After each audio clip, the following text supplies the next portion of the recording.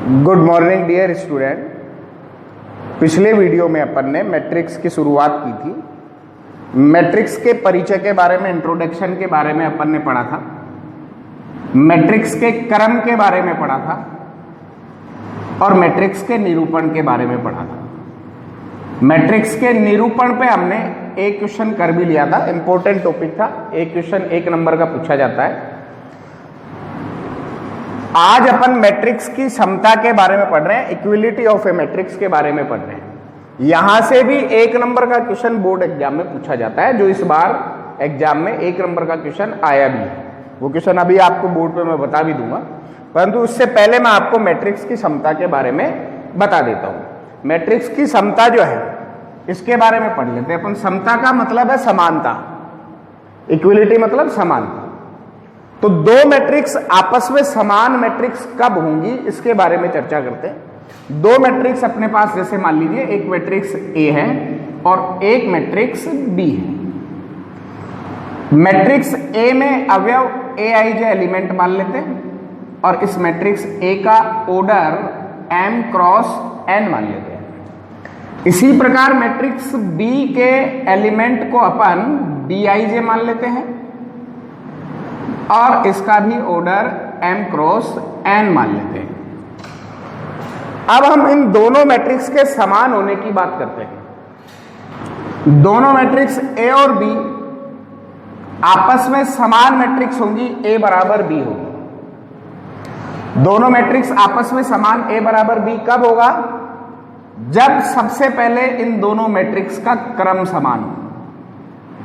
दोनों मैट्रिक्स का क्रम समान होना चाहिए दो मैट्रिक्स को समान करने के लिए, पहली बात। दूसरी बात, इनके संगत एलिमेंट आपस में बराबर होने चाहिए। संगत अवयव, जैसे ए आई जे का संगत अवयव होगा बी आई जे, तो ए आई जे बराबर बी आई जे, जिन्हें क्रॉसपॉन्डिंग एलिमेंट बोलते हैं, संगत एलिमेंट। दो मैट्रिक्स आपस में बराबर तब होंगी जब उनके संगत एलिमेंट आपस में बराबर हो। संगत एलिमेंट आपस में बराबर हो और ऑर्डर कोटि उनकी समान हो, तो दोनों मैट्रिक्स आपस में समान मैट्रिक्स होंगी। इसमें एग्जाम्पल की आप बात करें अपन, तो एक मैट्रिक्स हमारे पास है 1, 4, 9 और 16। ये उसके अंदर 4 एलिमेंट है। इसका ऑर्डर आपको बताया था, जब भी मैट्रिक्स का ऑर्डर लिखते हैं तो पहले पंक्तियों के नंबर को लिखते हैं, क्रॉस का साइन लगाते हैं, उसके बाद कॉलम के नंबर को लिखते हैं बराबर 1 का स्क्वायर, 2 का स्क्वायर, 3 का स्क्वायर, 4 का स्क्वायर। इसका भी ऑर्डर कितना हो गया है? 2 क्रॉस 2 हो गया है। बताइए क्या ये दोनों मैट्रिक्स आपस में समान मैट्रिक्स है? बिल्कुल, ये दोनों मैट्रिक्स आपस में समान मैट्रिक्स है, क्योंकि दोनों का ऑर्डर समान है। और इनके संगत एलिमेंट की बात करूं तो पहला एलिमेंट क्या है? 1 है। इसका संगत A11 पे वापस जाइए आप इधर, इसका भी पहला एलिमेंट 1 का स्क्वायर कितना होता है? 1। यहां दूसरा एलिमेंट A12 जो है वो कितना है? 4। यहां दूसरी मैट्रिक्स है तो B12 है, 2 का स्क्वायर कितना हो गया? 4। दोनों के संगत अवयव जो है आपस में क्या है? बराबर। यहां A13 कितना है? A13 है 9। यहां B13 कितना है? 9। 3 का स्क्वायर कितना होगा? 9। तो ये एलिमेंट भी, संगत अवयव भी इनका आपस में बराबर है। A22, A22, ये B22। A22 कितना हो गया है? 16। B22 कितना हो गया है? 16। 4 का स्क्वायर कितना होता है? 16। तो ये भी संगत अवयव इसका आपस में बराबर है। तो ये दोनों मैट्रिक्स आपस में समान मैट्रिक्स है, क्योंकि दोनों का ऑर्डर समान है और दोनों का संगत एलिमेंट आपस में मैट्रिक्स के समान है। इसलिए दोनों मैट्रिक्स आपस में कैसी मैट्रिक्स है? समान मैट्रिक्स है। इस पे एग्जाम में कैसा एग्जाम्पल पूछा जाता है वो भी आपको अभी बताएंगे। तो इसके जो है डिटेल मैंने यहाँ पर लिख दी है कि मैट्रिक्स की समता की बात करें, इक्विलिटी ऑफ ए मैट्रिक्स। दो मैट्रिक्स A बराबर a i j m cross n तथा B बराबर b i j m cross n समान मैट्रिक्स कहलाती हैं यदि फर्स्ट कंडीशन दोनों मैट्रिक्स का क्रम समान हो।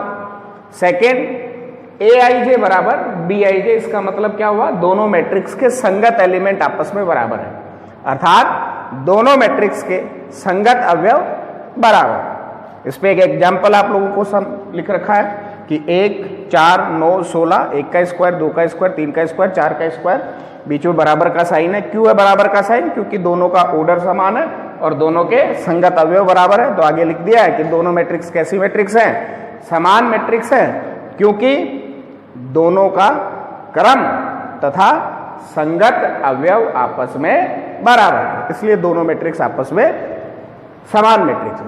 ये सारी डिटेल आपको नोट्स की कॉपी में टॉपिक टू टॉपिक उतारते जाना है। इसके एग्जाम्पल की बात कर लेता हूं मैं।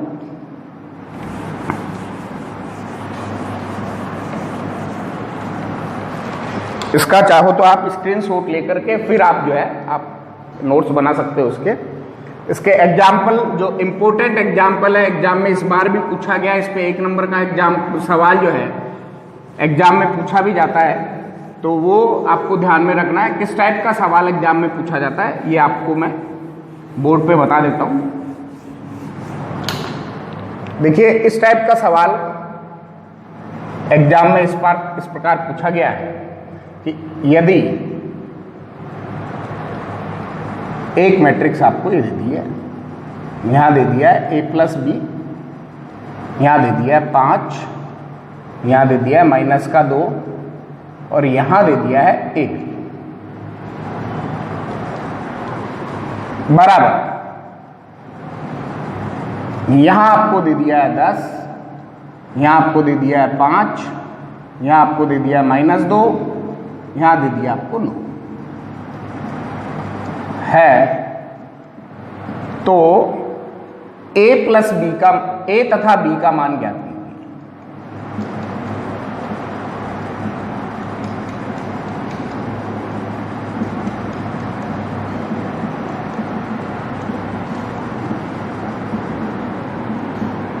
ये सवाल इस बार एग्जाम में पूछा गया है, समान मैट्रिक्स से रिलेटेड ये सवाल है। देखिए इस क्वेश्चन को आप पूरा पढ़ो।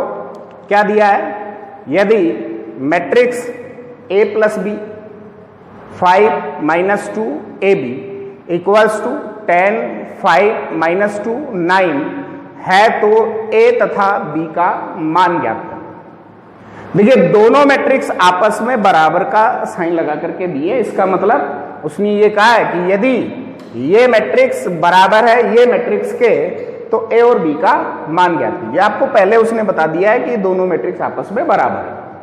तो आपको अभी कंसेप्ट में मैंने बताया कि जब दो मैट्रिक्स आपस में समान होती हैं तो उनका ऑर्डर समान होना चाहिए और उनके संगत अवयव बराबर होना चाहिए। तो जब ये दोनों आपस में बराबर हैं तो इनके संगत अवयव भी आपस में बराबर होंगे। तो आप यहां लिख सकते हैं कि जब दो मैट्रिक्स आपस में समान हैं, दो मैट्रिक्स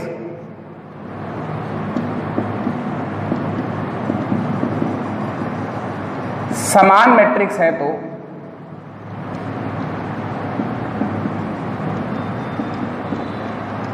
समान मैट्रिक्स है तो दोनों के संगत अवयव समान होंगे, दोनों के संगत अवयव समान होंगे।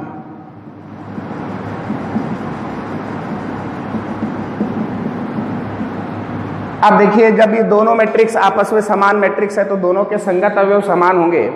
तो दोनों के संगत अवयव समान की बात करूं तो पहला एलिमेंट यहां क्या है, a प्लस बी।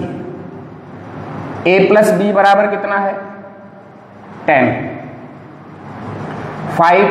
5 के बराबर होगा -2 बराबर है -2 के, और a भी किसके बराबर होगा 9।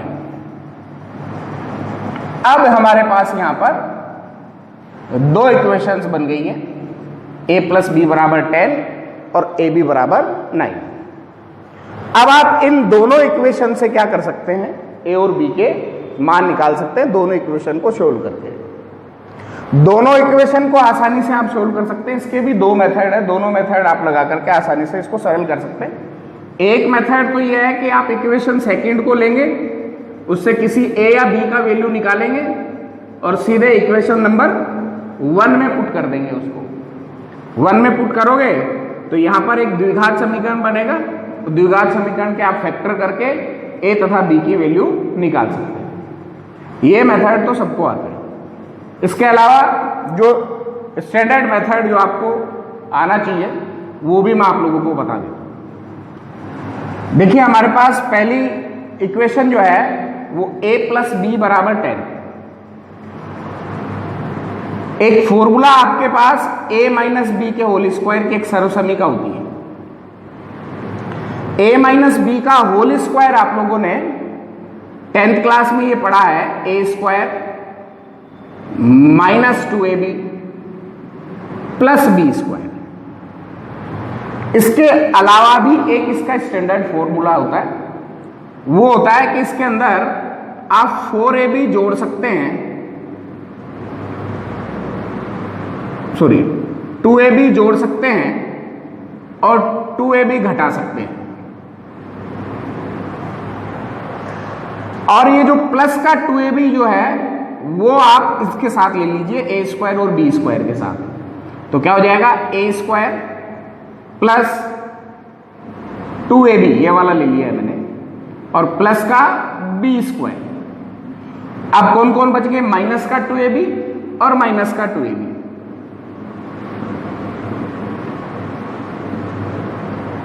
ये तो बन गया अपना क्या, a square plus 2ab plus b square, तो क्या बन गया, किसका फॉर्मूला होता है, a प्लस b का होल स्क्वायर होता है। और माइनस 2ab कितना हो जाता है, माइनस का 4ab हो जाता है। तो ये भी एक इसका स्टैंडर्ड फॉर्मूला है a माइनस बी के होल स्क्वायर का।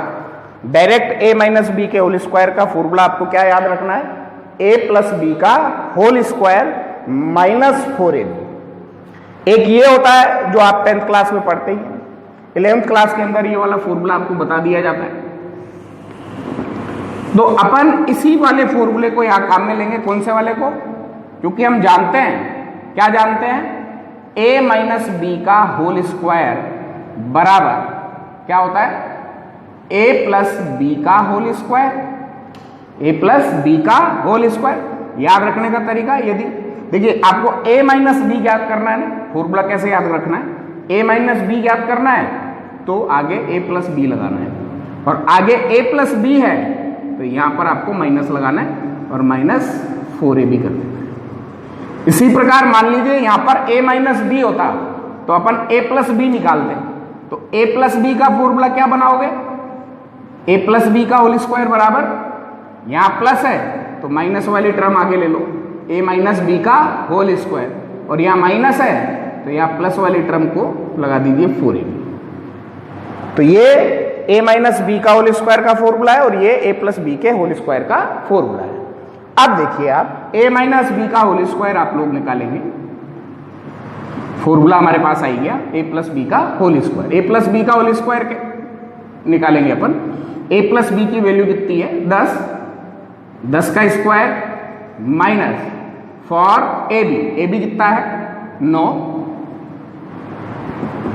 कितना हो गया 10 का स्क्वायर 100 माइनस 9 चौके 36, 100 में से 36 गया तो कितना हो गया है 64, कितना आ गया है a माइनस बी का होल स्क्वायर बराबर 64। इधर से अपन स्क्वायर हटाएंगे तो सामने क्या लग जाएगा, अंडर रूट, कितना हो गया है under root 64। a minus b बराबर कितना हो जाएगा, अंडर रूट 64, 64 का वर्गमूल क्या होगा प्लस माइनस 8। इसका मतलब a माइनस बी की हमारे पास दो वैल्यू आ गई है, एक a माइनस बी बराबर प्लस का 8 और एक a माइनस बी बराबर माइनस का 8। अब अपन इक्वेशन फर्स्ट और इक्वेशन ये थर्ड मान लीजिए आप, इक्वेशन फर्स्ट और थर्ड का सॉल्यूशन करके अपन a और b की वैल्यू फाइंड कर सकते हैं। अब देखिए आप यहां आप इक्वेशन बना सकते हैं। पहला इक्वेशन है अपने पास a प्लस बी बराबर 10, और तीसरा इक्वेशन क्या है अपने पास a माइनस बी बराबर प्लस माइनस 8 है, तो एक बार प्लस का 8 ले लीजिए और एक बार ले लीजिए आप माइनस का 8, a माइनस बी बराबर माइनस का 8। 10th क्लास में ऐसे समीकरण आप जो है हल करके पढ़े हैं। यहाँ पे तो सीधा ही कह देते हैं अपन जोड़ने पर, या सीधा ही अपन जोड़ने पे कहेंगे तो प्लस के बी से माइनस का बी कैंसिल, और a प्लस ए जुड़ के कितना हो जाएगा 2a, और इधर 10 और 8 जुड़ेंगे तो कितना हो जाएगा 18। तो a बराबर कितना हो जाएगा 18/2, तो a बराबर कितना हो जाएगा 9। a की वैल्यू इस दो इक्वेशन को सोल्व करते हैं तो a बराबर कितना आता है 9। a बराबर 9 अपन इक्वेशन फर्स्ट पे या सेकंड में कहीं पे भी रख देंगे तो अपने पास b की वैल्यू आ जाएगी। तो a बराबर 9 समीकरण 1 में रखेंगे, तो समीकरण 1 में रखेंगे तो कितना हो जाएगा 9 प्लस b बराबर 10, तो b की वैल्यू कितनी हो जाएगी 10 प्लस का 9 उधर आया माइनस का 9, तो b बराबर कितना हो गया 1। तो ये तो आई पहली वैल्यू कि जब a का मान 9 है तो b का मान कितना होगा 1। अब इन दोनों इक्वेशन को सरल कर लेते हैं। यहाँ पर भी वही बात लिखेंगे, जोड़ने पे लिखेंगे तो प्लस b से माइनस b कैंसिल, a और a जुड़ के कितना हो जाएगा 2a, और 10 में से माइनस 8 जाएंगे तो कितना बच जाएगा 2। तो a की वैल्यू निकालेंगे तो कितना आएगा 2/2, तो a बराबर कितना हो जाएगा 1। तो a की वैल्यू कितनी आ गई है 1। वही समीकरण 1 से वापस आ जाइए आप यहाँ पर, समीकरण 1 से a की वैल्यू 1 अपन यहाँ पुट करेंगे तो कितना आ जाएगा 1 प्लस b इक्वल्स टू 10, तो b इक्वल्स टू कितना आ जाएगा 10 माइनस 1, तो b इक्वल्स टू कितना आ गया 9। तो यहाँ पर a की वैल्यू 1 आती है तो b की कितनी आती है 9, और यहाँ पर a की वैल्यू 9 आती है तो b की वैल्यू कितनी हो जाती है 1। तो आप ये कह सकते हैं कि जब a बराबर 9 तब b बराबर 1, और जब a बराबर 1 तब b बराबर कितना हो जाएगा 9। ये मैट्रिक्स की समता पर, इक्वलिटी ऑफ ए मैट्रिक्स पर एग्जाम्पल है जो कि इस बार एग्जाम में पूछा गया है। 1 नंबर का ये सवाल है। ये इसका फर्स्ट मेथड है जो आपको अलग तरीके से मैंने बताया। वैसे इसका सीधा जनरल सा मेथड, सामान्य सा मेथड ये है कि यहाँ से a या b की वैल्यू को अपन निकालेंगे, वो वैल्यू अपन समीकरण 1 में रख देंगे, वो भी अभी आपको बता देते हैं। ये सवाल आप लोगों को स्क्रीनशॉट लेकर के इसको आप नोट्स की कॉपी में उतार लें। इंपॉर्टेंट एग्जाम्पल है परीक्षा के लिहाज से भी। इसका जो दूसरा मेथड है वो भी मैं अभी बता देता हूं आप लोगों को।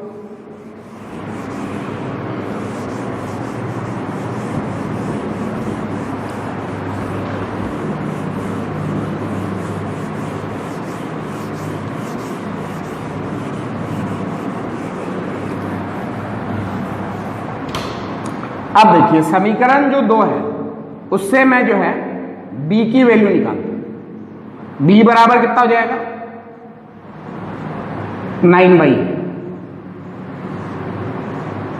और ये वैल्यू b बराबर 9/8 इक्वेशन फर्स्ट में रख देता हूं।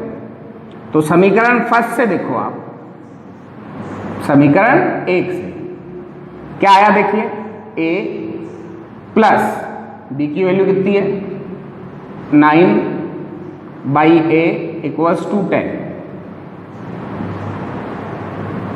दोनों का एलसीएम लेंगे अपन, 1 और a का एलसीएम कितना जाएगा a, 1 को a से डिवाइड करेंगे, भाग लगाएंगे, कितनी बार जाएगा a बार, a को a से गुणा करेंगे तो कितना हो जाएगा a², a का भाग a में देंगे एक बार, 1 को 9 से गुणा करेंगे तो 9 बराबर 10, a को वज्र गुणा में 10 के पास ले जाएंगे अपन, कितना जाएगा a² प्लस 9 बराबर 10a। 10a का पक्षांतरण अपन इधर कर लेते हैं तो देखिए कितना आ जाएगा a² माइनस 10a प्लस के 9 बराबर a² प्लस का 10a इधर आया, माइनस का 10a पक्षांतरण किया तो, और प्लस का 9 बराबर 0। ये अपने पास द्विघात समीकरण है। द्विघात समीकरण के जो है मेथड आप लोगों ने 10th क्लास में पढ़े हैं, लेकिन ज्यादातर अपन फैक्टर करके ही जो है गुणनखंड उसके निकालते हैं। द्विघात समीकरण की जो गुणनखंड विधि है वो सब लोगों ने 10th क्लास में पढ़ा है। उसमें अपन क्या करते हैं, जो इसका पहला पद होता है वो और इसका अचर पद तीसरा पद जो होता है वो, इन दोनों को गुणा करते हैं तो कितना आ जाता है, दोनों का गुणा 9a²। और बीच वाले पद को, जो bx वाला पद होता है, उस बीच वाले पद को देखते हैं वो कितना है, -10 है। और इसके दो फैक्टर ऐसे करते हैं कि उन दो फैक्टर को अपन आपस में जोड़ते हैं तो -10 ही आना चाहिए, और उन दोनों फैक्टर को आपस में गुणा करते हैं तो उनका गुणा 9a² आना चाहिए। अब देखिए फैक्टर के ऊपर आता हूं मैं, बात करता हूं फैक्टर की। तो इसके फैक्टर जो इसका जो गुणा आ रहा है वो प्लस का आ रहा है, और जिसके फैक्टर करने हैं वो किसका आ रहा है, चिन्ह उस पर माइनस का आ रहा है। तो इससे ये आइडिया लग जाता है कि इसके जो दोनों फैक्टर होंगे वो दोनों माइनस के होंगे। क्यों? क्योंकि माइनस को माइनस से अपन गुणा करेंगे तो ही कितना आएगा, प्लस आएगा। उसमें ऐसा नहीं होगा कि इसका एक फैक्टर प्लस का हो एक फैक्टर माइनस का हो। एक फैक्टर प्लस का और एक फैक्टर माइनस का तब आएगा जब इसका गुणा माइनस का हो। यदि पहले और तीसरे पद का गुणा पॉजिटिव आता है तो बीच वाले पद के जो दो फैक्टर होंगे वो या तो दोनों पॉजिटिव होंगे या दोनों नेगेटिव होंगे। अब यहां पर दोनों नेगेटिव इसलिए होंगे क्योंकि 10 जो है वो कैसा है, नेगेटिव है। तो सीधे इसके दो टुकड़े हो गए, -9a और -a। -9a और -a जोड़ेंगे तो कितना होगा, -10a। माइनस को माइनस से गुणा करूंगा तो कितना आएगा, प्लस 9a को a से गुणा करूंगा तो कितना आ जाएगा, 9a²। इसलिए यहां इस द्विघात समीकरण के फैक्टर हो गए a² -9a -a +9 बराबर। अब फैक्टर कर देते तो आपको पता है ये दो टर्म आप लोगों को लेनी। इसमें देखिए पहला